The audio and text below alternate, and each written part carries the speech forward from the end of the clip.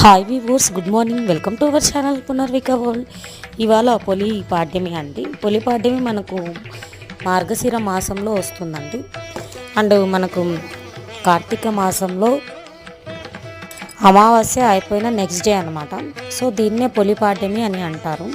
So మనకేంటంటే ఈ 30 days దీపం పెట్టలేని వాళ్ళు, లేడీస్కి కొన్ని సిచ్యువేషన్స్తో దీపం పెట్టడం కుదరినప్పుడు, సో ఈ ఒక్కరోజు కనుక మనము 33 ఒత్తులతో తులసి అమ్మవారి దగ్గర దీపం కనుక పెట్టుకుంటే కార్తీక మాసం మొత్తం పెట్టిన పుణ్యం అయితే దక్కుతుందండి. 33 ఒత్తులే ఎందుకు అని అన్న సందేహం కొద్దిమందికి ఉండవచ్చు. సో 31 ఒత్తులు ఆ పరమశివుడికి అండి, 2 ఒత్తులు ఏంటంటే మనము ఆ గంగామాతకు అనమాట. సో మొత్తం కలిపి 33 ఒత్తులండి.